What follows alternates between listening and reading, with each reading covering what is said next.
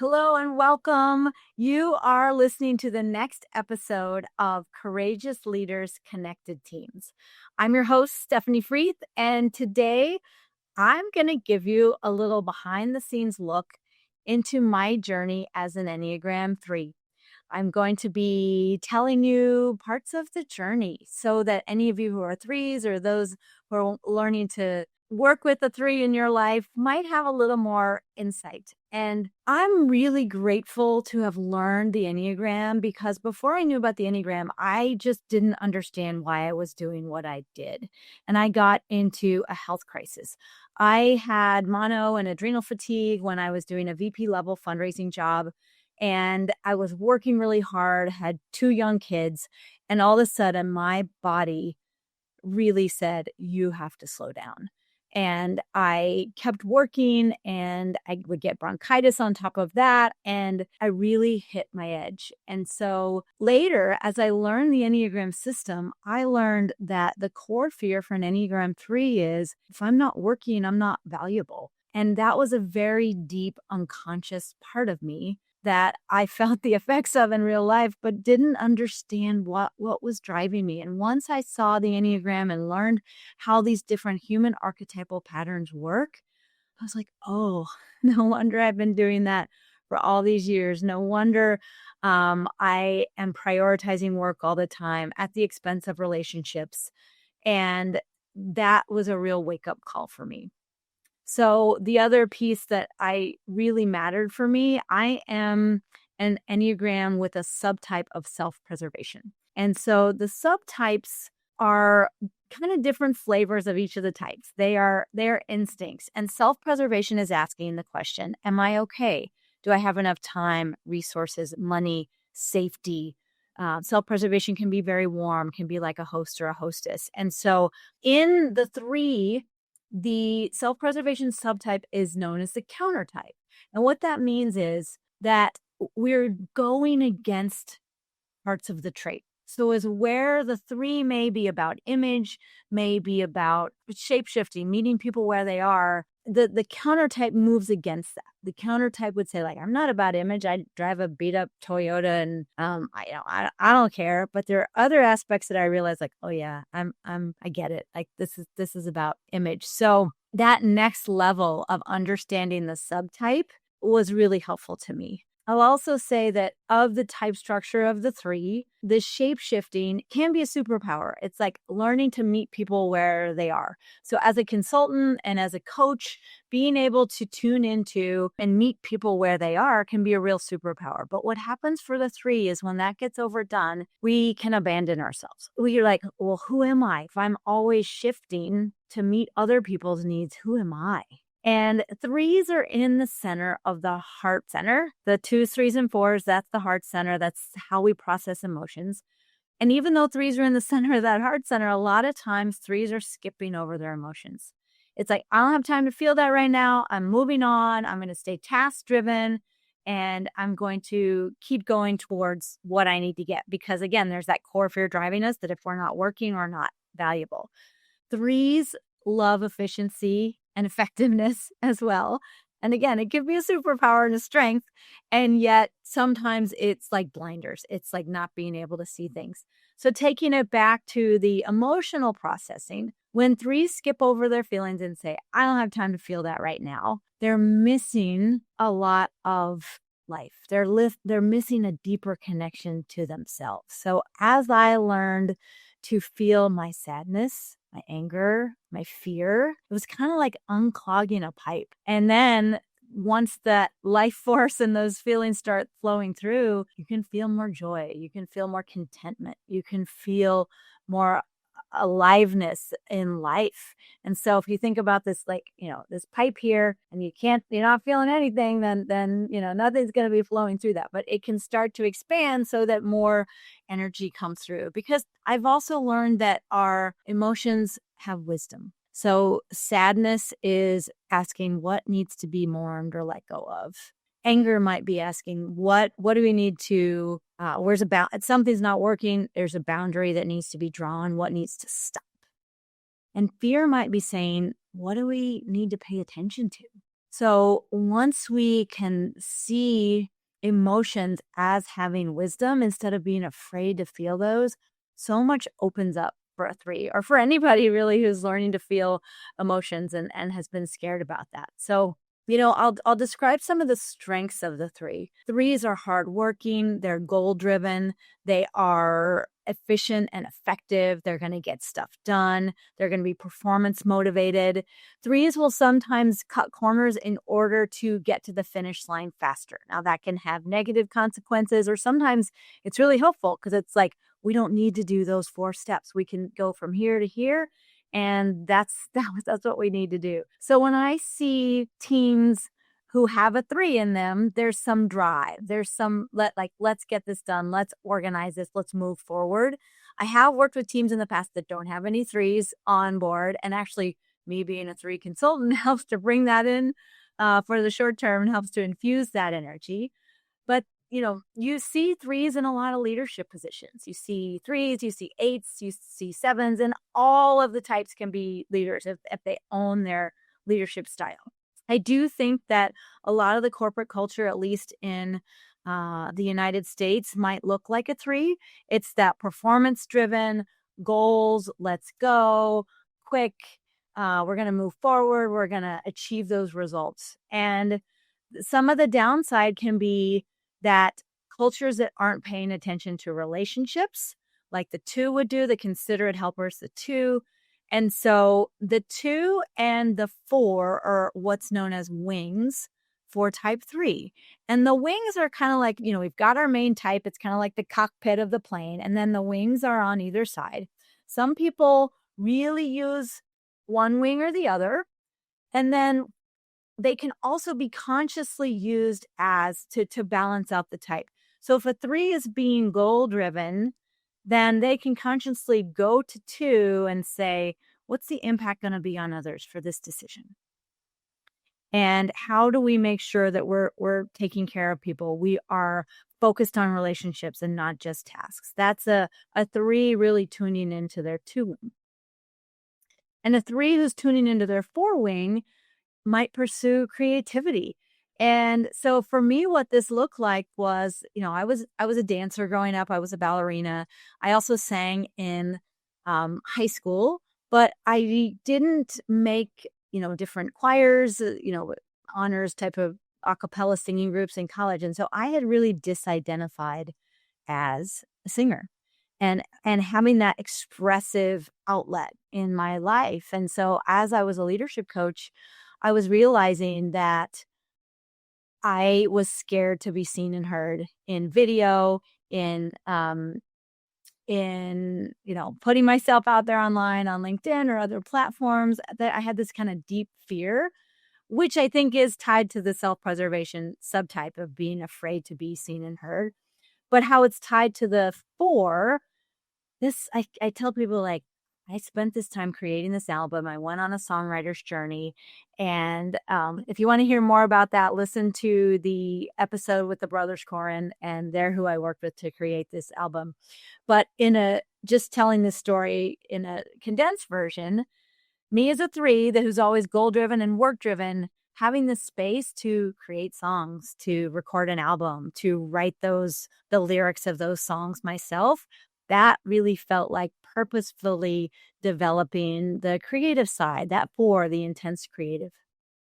So people discover the Enneagram at different times. And so for people who are just discovering that the type 3 structure resonates with them and describes their structure, there are a couple different tips that I would have for working with that.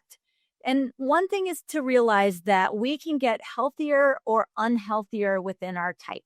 We tend to have a baseline, and then under strain, we will get unhealthier. And we also can really be at what's called the high side of our type when we're letting go of a lot of the type structure. I always tell people, when you work with the Enneagram, doubling down and doing more of your type in a constricted way is not your path to growth with the Enneagram. It's in seeing those type structures at play. It's softening them. It's not necessarily fighting against them, but it's like, oh, can I just see that the type structure's here? Can I be compassionate? Can I have a little bit of space to observe? My type structure wants me to keep working. And sometimes it's kind of funny. And like when you really start working with it, I think one thing for a 3 is the distinction between doing and being. And when I first heard that, I'm like, what is just being? Like that never made any sense to me. But doing, there's this compulsion to do. Because again, remember that the core fear of the 3 is that if I'm not working, I'm not valuable, I'm worthless. So when that fear is driving the 3, they don't allow themselves to take a break. They go on vacation and they work. They can't slow down. They can't have open time in their space. They may avoid any type of meditation practice. They may not play. They may just stay serious all the time and keep working, and then hit a health crisis. So making space for being is ultimately a really good thing for a 3. And that could look like starting a meditation practice. And I really love, there's a lot of different ways. I love Locke Kelly and his book and his practices, Shift into Freedom. That's a great way to start. Insight Timer has some good stuff. The Headspace app is great for meditation, but it's a practice of, can I even sit for 5 minutes and just get in touch with my inner self? And for me, the trick for that is I drop from my head into my heart space and just feel what's going on from there. Because 3s who can make contact with what's going on with their heart, this is really our natural home. And yet so many times we've built defenses and layers to keep us away from our heart, or we may have heartbreak, literal heartbreak, probably in the back of the heart. I've found in my experience that we haven't been ready or willing to feel. And it's kind of like the more we're willing to feel our heartbreak, the more love shines through, the more light shines through. So I love that analogy of, in Japanese culture, and I'm forgetting the exact term of it right now, but it's the idea that you can take shattered pieces of pottery and bring those together in a cup, but use gold to mend the seams. And that gold, it's in the shattering, but then the gold comes back together. And it's like, that's where the light comes through. And so a lot of times 3s who are disconnected from their hearts, that like, I've actually found that I'm actually really sensitive. And so I think that I skipped over my feelings for years because it was too much. It was a lot of sensation. I didn't know how to handle it. I would get overwhelmed. And the more that I have learned to sit in my heart, to heal the parts of my heart that feel broken, and to really learn how to mourn and let go, joy arises, and it's accessible then. Whereas if you're just skipping over it, you don't truly really sink into joy.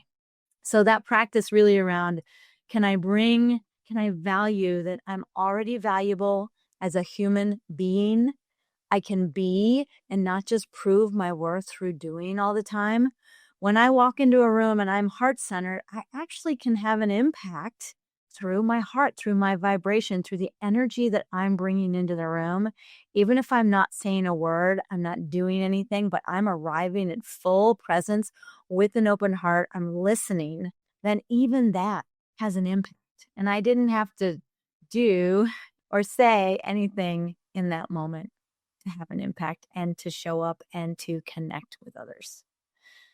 The other piece is that the more that 3s are willing to feel their feelings, then the more others feel connected to us. When we're vulnerable, we open connection. If we are shape-shifting and we're image conscious and we're putting a lot of energy into keeping up this perfect image, people feel that. They don't relate to that shell of an image. And we think that's who we are, but we're so much deeper than that. Yeah, we might have some of the attributes of that image, but it runs way deeper. We connect to our true essence, our that's already whole, that doesn't need any fixing. It just is. It radiates from the core of our being. Another journey that 3s often take as they grow and develop is really coming back to, who am I? And how can I be authentic? Sometimes threes feel like they're not safe and they can be safe to shape shift into being who other people think they need to be. And the safety piece may come from self-preservation, which is my subtype that I was talking about. But the high side of three is authenticity. This is who I am. I'm not shifting myself, altering myself, and abandoning myself to show up as somebody else needs me to be, or I perceive somebody needs me to be. Threes can be really authentic, can be like, this is who I am, take it or leave it, but I'm going to be true to myself and be authentic and be willing to say the hard things. I think, any of the heart types, twos, threes, and fours, if connection is at risk, we can sometimes shut down on saying what we really think. And I'll speak from my own experience as a three. It can also be called separation distress. So if you think about our human needs for how we survive in this world, we need to feel bonded to our tribe, to those taking care of us. And so separation distress is like, I can't be thrown out of the tribe. If my family of origin or if those around me don't approve of me, then I could be thrown out of the tribe and not be safe. So sometimes threes will unconsciously, it's kind of like a path of feeling. So first of all, it's like noticing the feeling that's happening, feeling that as a sensation in the body, labeling what the emotion is, that's emotional literacy. And then am I willing to say it? It's almost like a 3-step process for a three in terms of building emotional literacy and building the bravery to say what we actually think. Because sometimes we feel like we will lose approval if we say what we think that someone else might not like. And if we lose approval, we're risking that separation distress. We're risking losing that connection, which tethers us, which keeps us safe. And a lot of these patterns develop when we're really young. We're doing the best we can to come into a situation. And, a lot of times threes have some early separation from a parent that could show up in a number of ways. It could be abandonment. It could be just not feeling taken care of. And so the three pattern is going to be like, well, if nobody else is taking care of me, I have to take care of myself. I have to jump in and be the one to work hard, to move forward such that I'm okay. So that's where some of that performance driven stuff can come in, but it happens at a really early age. And I often find the more I share stories with other threes, we've had some pretty similar life experiences with parents in the beginning, sometimes around abandonment and stretches of time of not having a primary caretaker around. And again, that can be buffered, and this goes into attachment, which I'm not going to get too far into the weeds on. But all that to say is a lot of times I find that threes who look very goal-driven and success-oriented have often had early wounding around abandonment. And that's part of their journey as a three to heal those things. And the beautiful thing is the more inner work that we do, the more our external world starts to change. So what's really fascinating that we don't realize as humans is that our context determines what shows up in life. Our context determines what is possible. And when I say context, that's how am I being with whatever is happening? How is this occurring to me? Because so many times our brains make meaning out of something, and each of the 9 Enneagram patterns is going to make meaning in a different way, and usually a fairly predictable way. And so sometimes what's really cool about the Enneagram is we get to see the glasses that we are seeing the world through, that we otherwise can't see the difference. We think everybody sees the world the way we do, and that's just not true. There's 9 times 3 subtypes, so at least 27 ways of seeing the world, and many beyond that when you add in other influences. But the Enneagrams lets us see the box we've put ourselves in. It lets us see how we have created a prison instead of a playground. And the more we start to own our core fear, then the less we're running away from it. The less we're like, nope, I can't deal with that. We own it. We deal with it. We have compassion. And then it's like having choice. I don't have to act out of these structures that are unconscious, but it takes that inner work. I'll always say the inner game runs the outer game. And as I work with leaders, helping them get in touch with, why do they do what they do? Where's their motivation coming from? Where's their drive coming from? And when they can see it through the Enneagram patterns, they can also see themselves in those human archetypal stories and structures. And then they have choice. Do I want to keep using this pattern, or is it not serving me anymore? And can I make a different choice? So that's a brief journey into my life as an Enneagram 3. In a lot of ways, I love the strengths that a 3 brings in terms of performance and moving ahead and meeting goals and bringing that to teams. And my journey is really, towards authenticity, but it's not like driving towards authenticity. It's letting these other structures fall away that are our defenses. And it's letting that pure essence kind of rise to the surface. And that's really the true authenticity that is there, but has been covered up by the images that we think that we need to keep up. Because a 3 feels like I can't trust that the universe has my back, that I have to keep working. And if I don't keep working, everything's going to fall apart. And what happens in the journey for a 3 is that we can have experiences like, oh, I am so taken care of. The universe has my back. I can relax into that and not have to work so hard from pure will and pure adrenaline and pure force to move through the world. And I had a beautiful experience after I recorded my album working with the Brothers Choir. And I was driving back from Ojai, California, where we had recorded, and I was going through Santa Monica, and I realized this is before the fires had happened. But I realized I was driving this path where I had been fairly recently with my girlfriends from college on a girls' weekend, and I was traveling this path, and I'm like, I had this overwhelming just joy and surge of love that I'm like, I am so taken care of. The universe has my back. I don't have to be the one to arrange everything. I don't have to be the one to figure out how the world works.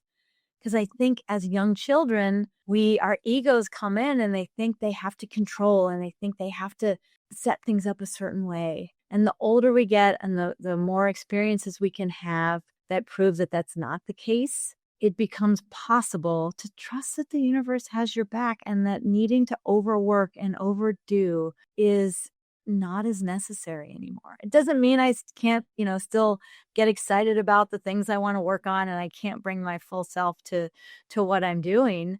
But this new presence and new trust and faith that it's all going to be okay starts to arise. And that is breaking down those patterns where the 3 thinks that they have to keep working or the world's going to fall apart. Those are a few of the stories of my journey as an Enneagram 3. I love to talk about this. I love to talk with other 3s. I love to talk to people who are other types and compare and contrast and see what occurs for them versus what is occurring for me as well. So in the future, we'll have other episodes and guests on who are 3s, but I thought, you know what? Why not give a glimpse into what the Enneagram 3 journey has been for me? So thanks so much for listening. I'd love to hear your comments. If you would like to share in the comments about what it's been like for you to learn about yourself as a 3 or perhaps as another type, I always welcome those comments. So thanks again for listening. Please like and subscribe. It really helps us to make sure that other people, according to the algorithm, who could benefit from this content, it helps it get to them. So thank you so much for your subscription to the podcast, whether it's on YouTube, whether it's on Apple or Spotify or Amazon. Thank you for that. It helps us reach more people as well. So until next time, stay courageous, stay connected. I'm Stephanie Free. Thanks again. I'll see you next episode.